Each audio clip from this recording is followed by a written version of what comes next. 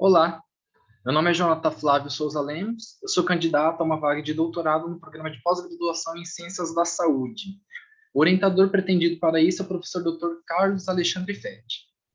Para isso, o meu projeto de pesquisa proposto é os efeitos do treinamento funcional em idosos caidores, um ensaio clínico randomizado.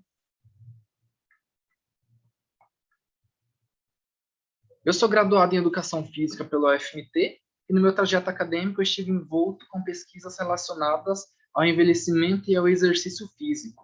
Mais especificamente, estive presente no programa Longevidade Saudável, que é um programa realizado pela UFMT, mais especificamente a Faculdade de Educação Física, para atender idosos da comunidade. Sou mestre em Educação Física pela UFMT também, e dei continuidade aos estudos do envelhecimento e sua relação com o exercício físico para os idosos. Hoje em dia, eu sou integrante do grupo de estudos Times, que é um grupo que tem o objetivo de juntar profissionais da área da saúde e realizar artigos científicos que possam contribuir com a comunidade científica. Atualmente, eu sou servidor da UFMT, ocupo o cargo de técnico desportivo e realizo alguns projetos de extensão e de pesquisa para a comunidade. Assim, o meu objetivo com o doutorado é aliar a minha prática profissional, juntando os meus projetos de pesquisa e meu projeto de extensão, junto com uma pesquisa de doutorado. Então, vou aliar a pesquisa que eu já faço no serviço com a pesquisa que eu quero realizar no doutorado.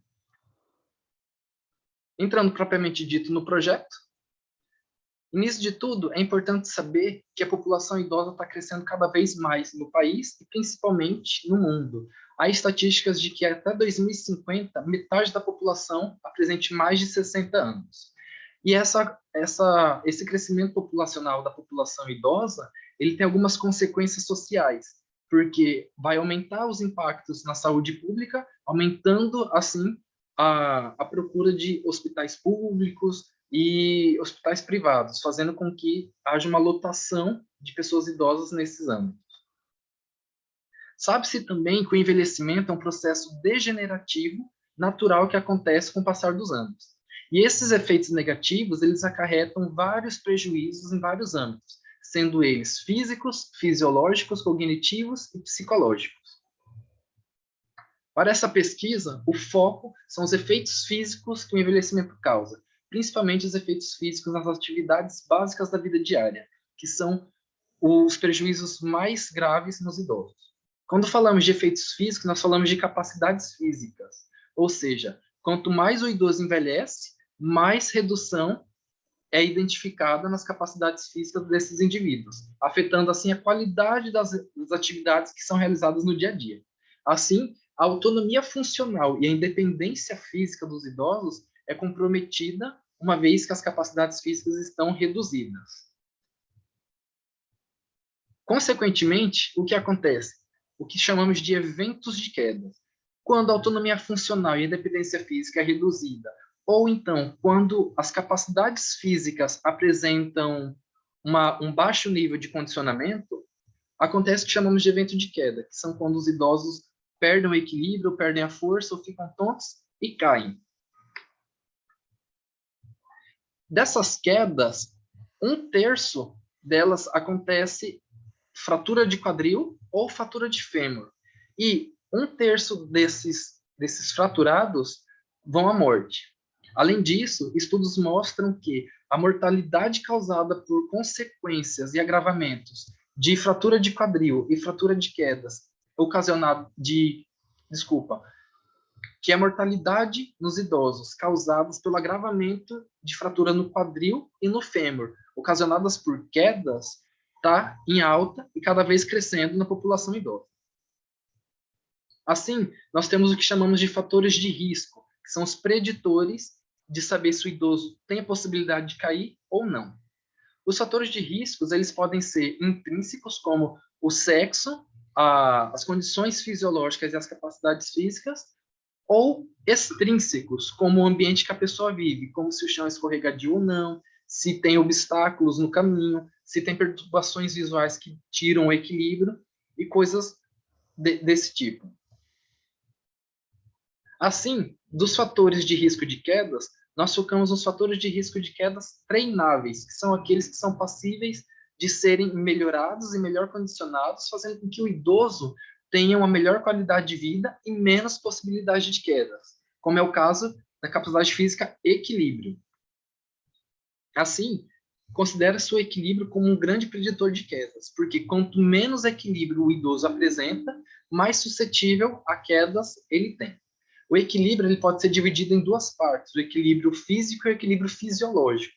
O equilíbrio físico depende de outras variáveis de capacidades físicas, como a força e a flexibilidade dos membros inferiores, e a parte fisiológica seria a parte sensorial, com a parte proprioceptiva, a parte vestibular e a parte de contato da sola dos pés.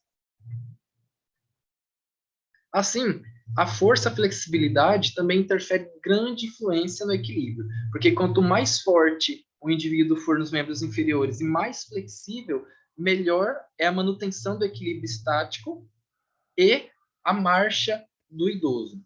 Sendo assim, para melhor segurança contra quedas, considera-se que o equilíbrio, a força e a flexibilidade dos idosos sejam bastante condicionados. Idosos que apresentam alterações fisiológicas como hipertensão e diabetes tipo 2 apresentam também aí um outro risco de queda, uma vez que essas alterações fisiológicas por si só já diminuem a força nos membros inferiores dos idosos, principalmente os que apresentam diabetes, uma vez que a sarcopenia é acelerada nesses indivíduos, e a hipertensão também pode causar alguns fatores que prejudicam o equilíbrio. Além disso, sabe-se que vários medicamentos que são utilizados para controlar a diabetes e a hipertensão também podem causar risco de queda nos idosos. O sedentarismo idoso atinge quase 50% da população idosa no Brasil. Dessa forma, sabe-se que o sedentarismo pode prejudicar o idoso, uma vez que quanto mais sedentário, menor as capacidades físicas do idoso e maior a probabilidade dele ter ou diabetes ou hipertensão ou ambos ao mesmo tempo. Lembrando que 13% da população brasileira apresenta diabetes e hipertensão simultaneamente. Desta forma, o sedentarismo também pode ser considerado um fator de risco de queda no idoso. Assim, para sair do sedentarismo, manter uma capacidade física mais bem trabalhada, é necessário que sejam realizados exercícios físicos. Mas quando pensamos em exercício físico para o idoso, nós pensamos qual a melhor modalidade para que seja realizado.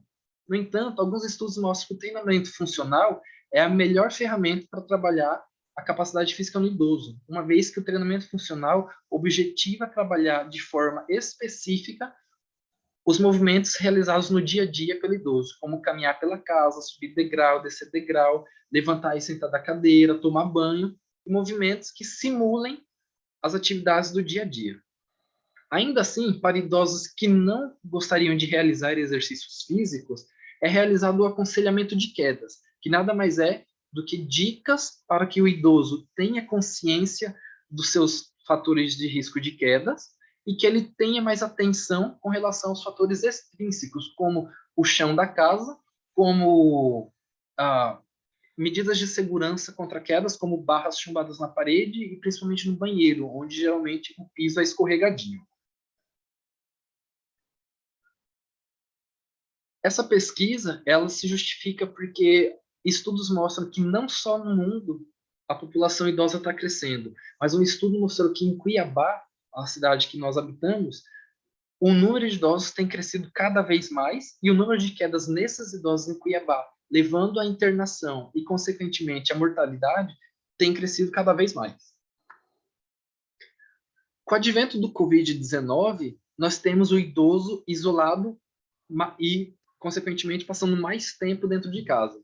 Assim, o número de quedas domiciliares de idosos durante a pandemia de Covid-19 também tem se agravado. No entanto, quando a pandemia chegou, nós da educação física nos vimos abertos a novas possibilidades, uma vez que não estava podendo haver o contato social, ou seja, não podia ter pesquisas que fizessem o contato direto com o idoso, principalmente porque eles ainda são grupo de risco. Assim, várias propostas de exercícios online já foram mostradas e foram estudadas e encorajadas pela comunidade científica para que seja realizado cada vez mais, porque mesmo depois que a pandemia diminuir ou até mesmo acabar, o exercício online pode ser realizado para idosos que não têm meio de locomoção para ir até uma academia, ou até então aqueles que não possuem muito tempo para sair de casa. Então, o exercício online também tem propiciado uma nova porta uma nova porta para o idoso sair do sedentarismo. Assim, são encorajados neste ano e no ano passado, que foi acontecendo a pandemia, que estudos sejam realizados para que a retomada gradual do idoso, que é o grupo de risco, seja que essa retomada seja gradual e com segurança, para que novos estudos sejam realizados, tanto para exercício físico quanto para outros âmbitos da saúde. Assim, o objetivo dessa pesquisa é elaborar e avaliar o efeito do protocolo Times anti-quedas, do treinamento funcional no equilíbrio, resistência cardiorrespiratória, medo e risco de queda de idosos caidores residentes na comunidade. O protocolo receberá esse nome Times anti-queda porque ele é oriundo de um grupo de pesquisas que vai realizar essa intervenção e a condução dessa pesquisa. Assim, os objetivos específicos são: o primeiro deles é verificar se esse protocolo Times anti-queda equaliza o condicionamento físico e as variáveis fisiológicas entre idosos caidores e idosos não caidores. Se o protocolo Times anti-queda reduz os níveis de glicose sanguínea e hipertensão a longo prazo, e, consequentemente, as dosagens medicamentosas que esses idosos tomam. Se esse protocolo de treinamento reduz o medo de quedas em idosos que já caem. E se esse protocolo ele é passível de ser executado de forma segura, como uma nova ferramenta de exercício físico assistido para o idoso de forma online e à distância. E se esse mesmo protocolo virtual vai apresentar adesão dos seus praticantes. Outro objetivo específico é identificar e comparar se entre os grupos da pesquisa existe relação entre o nível de equilíbrio e o medo de quedas do participante, ou seja, quanto mais equilíbrio, mais ou menos medo de queda. Se existe relação entre a força de membros inferiores e o equilíbrio dos participantes. Se há relação entre a capacidade cardiorrespiratória e o risco de quedas. Relação entre o risco de quedas autorrelatado e o risco de quedas mensurado, juntamente com um nível de equilíbrio mensurado na plataforma de força. Se há relação entre o medo de idosos da retomada ao exercício físico devido à pandemia. Se a pandemia causou algum medo do idoso voltar ao exercício físico realizado de forma presencial e em grupo. Também é um objetivo específico verificar se o aconselhamento de quedas surtirá algum efeito na efetividade de quedas, ou seja, a confiança de quedas do idoso, em comparação aos idosos que participaram da intervenção de treinamento funcional, sejam elas físicas, presenciais, ou a intervenção física virtual. E, por fim, comparar o nível do desempenho entre os participantes que fizeram o exercício presencial e os participantes que fizeram exercícios online. Para isso, fizemos os procedimentos éticos, aonde o Comitê de Ética em Pesquisa do Hospital Júlio Miller aprovou essa pesquisa, fornecendo o certificado de apresentação para apreciação ética e o número de parecer. Dessa forma, a caracterização da pesquisa se dá com uma abordagem quantitativa de natureza descritiva e procedimento experimental. Além disso, essa pesquisa se enquadra como ensaio clínico randomizado, uma vez que haverão grupos de acompanhamento e grupos controles. Os participantes serão recrutados juntamente ao Hospital Geral, o Hospital Universitário Júlio Miller. Será feita a triagem por 3 geriatras do hospital, que encaminharão os voluntários que aceitarem participar da pesquisa e que atendam os critérios de elegibilidade da pesquisa. sendo eles a idade mínima 65 anos, apresentar algum fator de risco de quedas ou histórico de quedas e estar devidamente vacinado contra a Covid-19, uma vez que nós iremos realizar protocolos de treinamentos presenciais. Esses idosos eles serão divididos em quatro grupos, sendo 2 experimentais e 2 grupos controles. O grupo experimental presencial, que vai contar com 20 idosos, o grupo experimental virtual, a previsão de 20 idosos, grupo controle de caidores e grupo controle de idosos não caidores, cada um deles tendo 20 indivíduos voluntários, totalizando assim 80 idosos nessa pesquisa.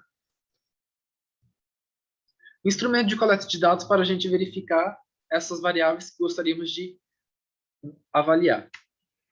Anamnese, pegaremos os dados básicos como peso, altura, sexo, nível de atividade física autorrelatado desses idosos. Será realizado também um mapeamento sanguíneo com foco na glicose e nas gorduras do sangue. Será realizado também o questionário de eficácia de quedas. Esse questionário de eficácia de quedas, ele mensura o quão confiante o idoso é a partir do seu autorrelato. Avaliação clínica do risco de queda. A partir de pequenas avaliações, é mensurado clinicamente o quão o idoso está exposto a cair ou não. O equilíbrio real, que no caso seria o equilíbrio estático na plataforma de força, será mensurado a alteração do centro de gravidade.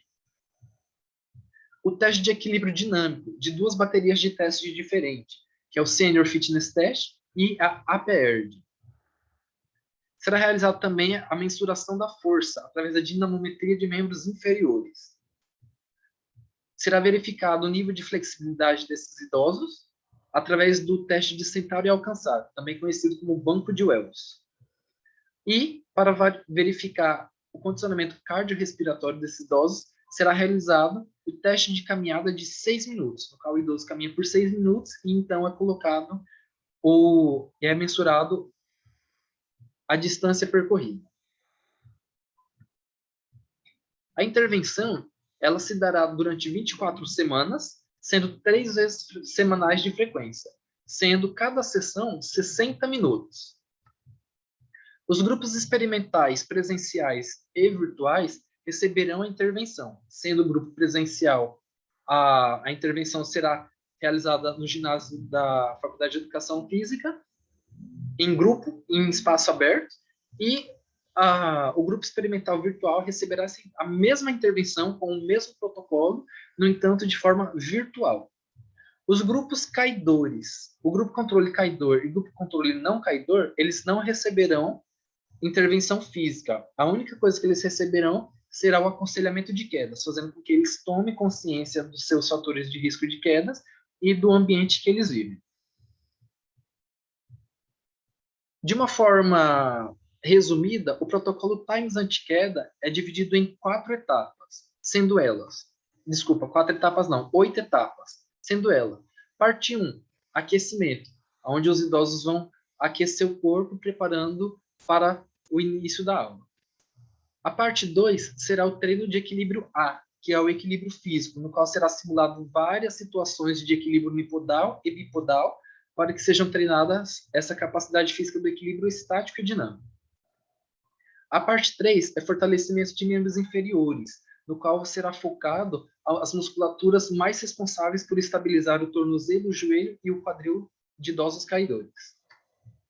A parte 4 desse treinamento será de resistência aeróbica, na qual os idosos eles farão caminhada numa frequência cardíaca da zona alvo, para que seja melhorada a resistência cardiorrespiratória desses praticantes. A parte 5 será o equilíbrio B, que será o equilíbrio sensorial, na qual haverá provocações sensitivas, como proprioceptivas e vestibulares, para que o idoso tenha o equilíbrio perturbado e treinado.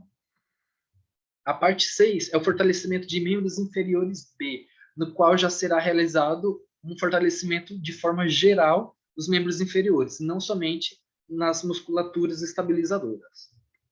A parte 7 é uma segunda parte aeróbica B, que no caso vai repetir exatamente a mesma coisa realizada na parte 4. No entanto, um pouco menos intenso, porque já está na parte 7, a sessão de treinamento já está sendo encerrada. E, por fim, a parte 8 será treinada da flexibilidade, uma vez que essa capacidade física não demanda tanto esforço cardiorrespiratório, fazendo com que nessa parte os idosos praticantes tenham uma volta calma, redução da frequência cardíaca, preparando para encerrar a aula e voltar aos seus afazeres. O tratamento estatístico dessa pesquisa, início de tudo, vai ser verificada a normalidade e a homogeneidade. E os dados que serão que testarem como dados não normal ou não homogêneos, eles serão convertidos para a normalidade através do método de distribuição inversa, que é um método estatístico proposto por Templeton. Para comparar os resultados entre os grupos e entre pré e pós deles mesmos, será realizado a nova two-way. O tamanho do efeito desses dados, o tamanho dos efeitos desses resultados será verificado pelo teste de eta quadrado. Por fim, o nível de significância adotado para essa pesquisa será de 95%, sendo P menor que 0,05. As hipóteses dessa pesquisa são: primeiro, esse protocolo de treinamento, no caso o treinamento Times anti-queda, ele aumentará os níveis de equilíbrio, condicionamento cardiorrespiratório e reduzirá o medo de risco de quedas em idosos caidores, no caso, os idosos do grupo experimental presencial e experimental virtual. O protocolo Times anti-queda será capaz de igualar o condicionamento físico de idosos caidores e idosos não caidores. Então, no início, quando for comparado, antes da intervenção, os idosos caidores apresentarão menor condicionamento físico do que os idosos não caidores, no caso, o grupo controle, mas que no final, todo mundo apresente o mesmo condicionamento físico.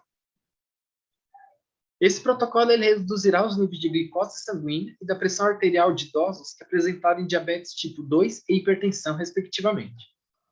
O protocolo Times anti-quedas também terá aplicabilidade para ser realizado de forma virtual e online, e apresentará a adesão dos idosos participantes. As correlações propostas como o equilíbrio corporal e o medo de quedas, relação entre membros inferiores e equilíbrio, relação entre capacidade cardiorrespiratória e medo de quedas, a relação entre o risco de quedas, equilíbrio corporal e a confiança de quedas não apresentarão significâncias no protocolo antes do protocolo de treinamento. Ou seja, essas relações elas não vão ter qualquer ligação antes do treinamento, mas que no final do período de 24 semanas, essas relações elas vão estar bem estabelecidas e fortes. Outra hipótese é que os idosos caidores, eles apresentarão mais fatores de risco de quedas e menos condicionamento físico, quando comparados aos idosos caidores antes da intervenção de 24 semanas, mas não depois. Acredita-se que eles vão se igualar no final desse período. Os idosos que apresentarão menor condicionamento físico, os idosos apresentarão menor condicionamento físico e maior medo de cair, proporcionalmente ao número de fatores de risco de quedas identificados. Ou seja, quanto mais fatores de risco de quedas existe naquele indivíduo, maior o medo dele de cair. Acredita-se também que os idosos vacinados contra a Covid-19 apresentarão resistência em relação à prática de exercício físico presencial em grupo, em ambiente aberto, mesmo com todas as medidas de biossegurança, uma vez que alguns estudos já mostraram que durante a pandemia, a grande parte da população idosa desenvolveram medo de Covid e ansiedade devido à pandemia. Idosos que receberem aconselhamentos de quedas, mas não participarem da intervenção, apresentarão menor efetividade de quedas e manutenção dos fatores de risco de quedas quando comparados a idosos praticantes do protocolo Times anti-queda. Não será encontrada também diferença nos efeitos do treinamento Times anti-queda realizado de forma presencial e de forma virtual, mostrando com que o idoso que escolher fazer esse protocolo, tanto pela forma virtual quanto pela forma presencial, não haverá diferença nos seus resultados. Encaminhando para o final da apresentação do projeto, temos um protocolo proposto para avaliação. Até o meio de 2023, será realizado o curso das disciplinas do Programa de Pós-Graduação em Ciências da Saúde. No final do semestre de 2021, será realizado o refinamento do projeto de pesquisa com o orientador, porque às vezes pode ter alguma alteração, pode ter alguma nova ideia que possa ser acrescentada e melhorada no projeto. A execução do piloto da pesquisa. A intenção é que seja realizada no primeiro semestre de 2022. No final do piloto, será realizado todos os ajustes no trabalho identificados nesse piloto. Então, o piloto será realizado praticamente para a gente identificar possíveis falhas no protocolo de treinamento e para que possa ser corrigido antes do protocolo ser intervido de forma oficial. Assim, no segundo semestre de 2022 é proposto a intervenção oficial da pesquisa, fazendo com que as 24 semanas aconteçam entre julho e dezembro de 2022. Até primeira metade de 2023, será realizada a análise dos dados e o exame de qualificação.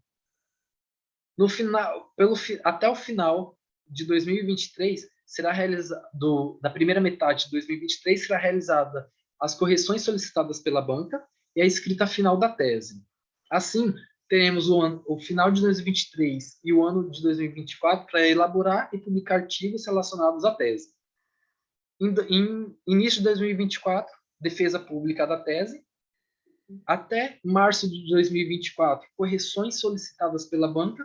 E até final do primeiro semestre de 2024, entrega da versão final da tese. Assim, encerro esse vídeo de apresentação do projeto proposto e muito obrigado.